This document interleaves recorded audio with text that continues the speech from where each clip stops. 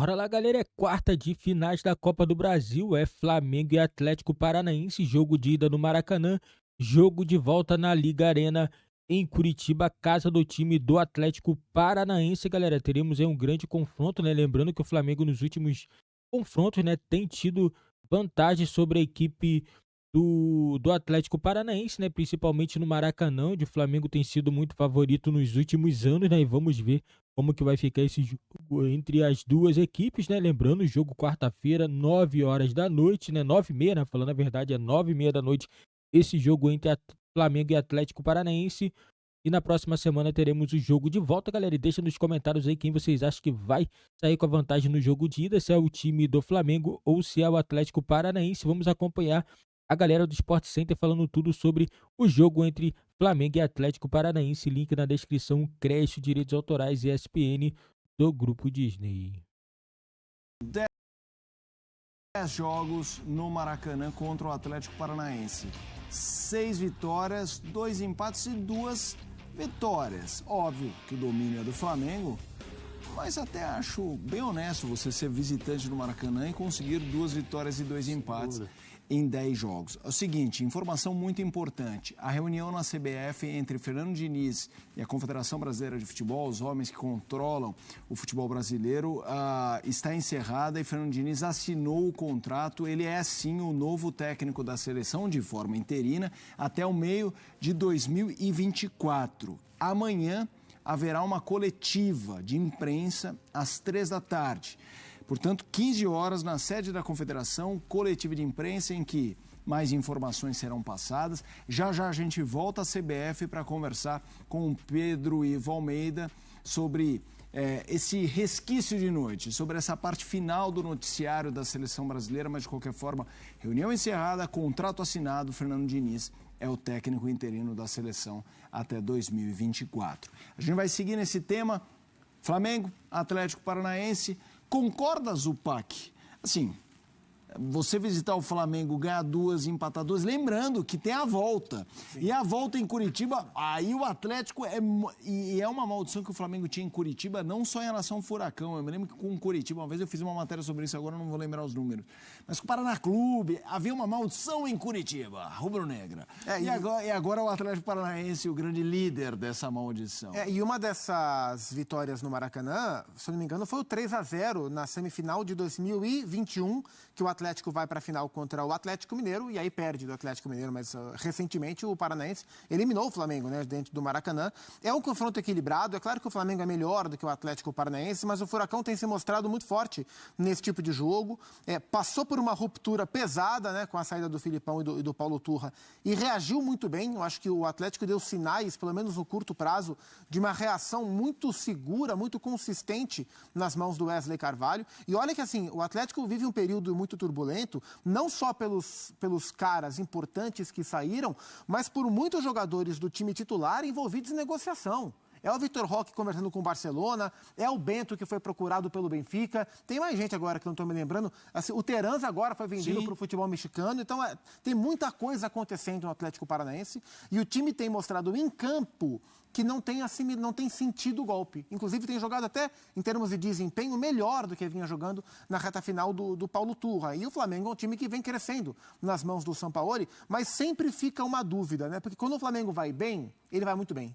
Agora, quando as coisas não estão bem, a tragédia também está sempre perto de acontecer. De uma derrota um pouco mais larga, aquele monte de contra-ataque que começa a tomar e fica complicada a situação dentro do jogo. Então é um pouco imprevisível o cenário. É um confronto equilibrado, com o Flamengo com uma pequena vantagem e com uma premissa de 2 bons jogos. Eu espero, acho que assim, olhando para os 4 confrontos de quartas de final, os que eu espero o melhor nível técnico apresentado nos 2 jogos entre Flamengo e Atlético Paranaense, a começar pelo jogo de amanhã no Rio de Janeiro. Concordo contigo. Tenho uma alta expectativa desse duelo, André, e eu te pergunto, o que você imagina para esse confronto e quanto um baque, e aí um baque eu não estou falando de uma derrota acachapante, mas só não dominar, não se impor diante do Atlético, que já provou que não pode ser tratado como azarão em confronto nenhum, mesmo com todo o repertório que tem o Flamengo de talentos.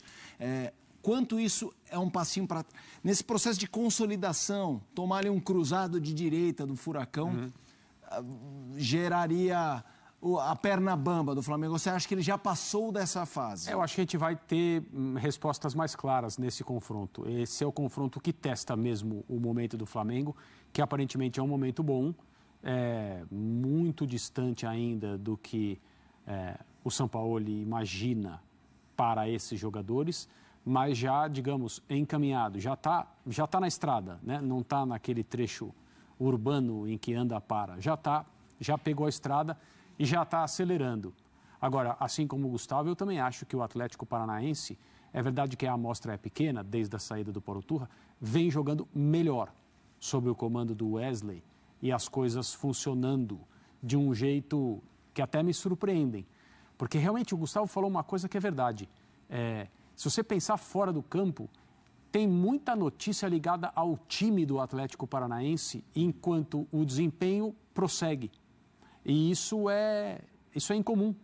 Então a gente precisa valorizar e aplaudir isso aí. Tem até a questão do estado de saúde do Petralha, que é quem comanda as coisas lá e que está mais afastado. Sim. E aí aquela questão sobre quem vai ser o comandante, né? Não em relação ao clube, mas ao time. Vai seguir da maneira como está? Será contratado um treinador? O time continua jogando, competindo ao seu modo, até melhor do que nos últimos jogos sob o comando do Paulo Turra. Agora, o Flamengo tem todas as condições, mesmo que o adversário seja absolutamente respeitável do ponto de vista técnico e temido até, porque se você não tratar o Atlético Paranaense com atenção, ele vem ao Allianz Parque e elimina o Palmeiras da Copa Libertadores, que foi o que aconteceu no ano passado. O time tem essa capacidade, não teme estádios, não precisa jogar apenas na arena, se sentir o comandante das ações ali para fazer as coisas acontecerem.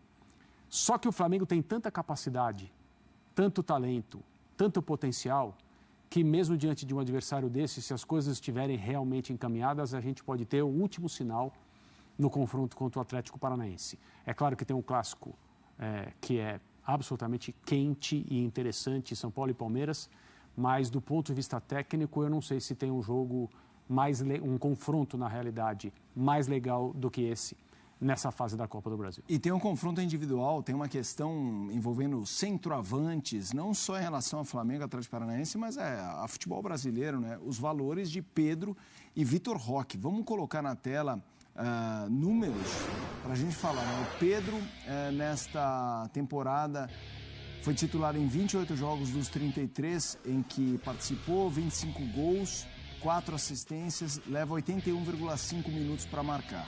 Vitor Roque jogou 29 jogos, 22 como titular, 15 gols, 5 assistências, 101,2 minutos para marcar. Só que o Vitor Roque, desses 15 gols, 6 nos últimos 5 jogos, ele tá on fire. E nos 5 ele marcou. Não é que ele fez 3 e 3, não, ele fez 1, 2, 1. Vivendo uma fase espetacular, vai pro Barça e resolve. Qual o tamanho de um duelo no futebol brasileiro, de um jogo que tem de um lado o Pedro, do outro o Vitor Roque? E olha que a gente acabou de vir de um duelo entre Vitor Roque e Hendrick, né? Que é o duelo do futuro, e os dois marcando, os dois jogando muito bem. E o Vitor Roque vem fazendo tudo isso, de novo, durante negociações sobre o seu futuro. Então, assim, mostra de maturidade muito grande, gosto muito de vê-lo jogar. É um jogador moderno, de novo, já falei isso aqui algumas vezes. Não me parece o jogador mais refinado tecnicamente, um fenômeno do ponto de vista técnico, um craque, aquela coisa, o Ronaldinho, o bruxo. Não, mas ele é um jogador moderníssimo e eu gosto muito de vê-lo jogar. E o Pedro é um centroavante completo também, né? Com outra característica, outro perfil, com uma semana também de proposta muito elevada. Se eu não me engano, foi o Vene Casagrande que trouxe os valores, né? 30 milhões de euros era o que os árabes queriam pagar para o Flamengo. 30 milhões de euros para um jogador de 25, 26 anos de idade, é muita coisa. E o Pedro não quis, não sei o que o Flamengo faria se o Pedro falasse quero ir. Se o Flamengo falaria não, como falou não para o Palmeiras, ou se falaria sim porque é muito dinheiro e é futebol árabe, né? Mas assim, é um duelo entre um centroavante de hoje, da seleção brasileira, contra um centroavante de amanhã. Seguramente um centroavante de amanhã. É que o amanhã pode ser realmente amanhã, ou pode ser daqui a um ano, pode ser daqui a 2 anos, não sei quanto tempo vai levar para o Vitor Roque se estabelecer em seleção principal. Mas é um duelo entre o presente e o futuro do futebol brasileiro e é muito legal de acompanhar. Eu sou muito fã do Vitor Roque, André. Queria te ouvir um pouquinho sobre ele, fique à vontade para falar do Pedro também, mas como o Pedro é notícia há mais tempo do que o Vitor Roque, embora o Vitor Roque já tenha um ano aí de muito protagonismo. Eu queria que você falasse um pouco o que você vê do Vitor Roque. Eu trago alguns elementos aqui. O Renato Rodrigues, que eu gosto muito nessa questão de análise de desempenho, por toda a capacidade que ele tem, acha um excepcional jogador. Ele só não sabe exatamente a questão física, porque ele parece já muito maturado cedo, que permite, às vezes, uma curva de ascensão. Não é que não vai ter, mas é uma curva de ascensão que outros garotos, às vezes, têm mais por poderem crescer mais fisicamente. Mas o que eu gosto muito no Vitor Roque é essa maturidade, a cabeça dele. E eu espero que os êxitos financeiros que ele merece não tirem essa fome que parece que ele tem, que eu acho que é algo que, às vezes, mina jogador brasileiro. É o cara ter um êxito financeiro, não estou julgando isso, tá? Pelo amor de Deus, todo mundo que tem o seu. Mas, às vezes, o êxito financeiro vem antes do êxito profissional, e aí a fome se dilui. E não parece ser o caso, eu torço para que não seja. Eu não conheço o Vitor Roque, nunca falei com ele, mas pelo que eu vejo em campo, e é claro que a gente pode se enganar, se bem que, né, ali o retrato é o que importa, né? O que mais importa é o que acontece em campo, exato. Onde o jogador se mostra, é o desempenho, é a pura essência daquilo que ele quer fazer. Não me parece um jogador propenso a se desencaminhar, digamos assim, por esse motivo, né? O sucesso, a fama, o dinheiro, as coisas fora do campo. Ele tem a compostura de um jogador mais velho, ele sabe, com pouca idade, o que a maioria dos jogadores que são da mesma faixa etária não sabem. Isso está muito claro e é desde cedo. E ele me passa uma impressão que poucos outros jogadores jovens que já não estão mais aqui, estão na elite do futebol, também passaram. Ele não é um jogador do futebol brasileiro, ele não pertence ao futebol brasileiro, eu explico. O nível dele é para coisas mais altas, infelizmente. É preciso fazer essa distinção. Eu adoraria que ele ficasse aqui mais tempo. Eu não me deixo levar pela inocência e pelo romantismo de que faria sentido ele ficar aqui. Não faz sentido na estrutura atual do futebol. Não faz sentido um jogador como ele permanecer aqui durante mais muito tempo. Como não fazia sentido para todos que vieram antes dele e passaram um pouco tempo aqui e foram embora. Não sendo o caso daquele que vai com 16, a gente mal conhece e descobre na Itália, na Espanha, na Alemanha. E aí precisa conversar para ver qual é a naturalização, etc. Tem muitos casos assim também. Não, mas ele desponta no mais alto nível no Brasil, ele mostra que ele pertence a esse nível e mais. É por isso que ele já está indo embora. Um jogador muito diferente. Galera, eu concordo, né? O Vitor Roque é um excelente jogador, né? Ele tá indo embora cedo, né? Isso daí é normal, né? Todo jogador brasileiro, quando começa a se destacar, já é vendido cedo, né?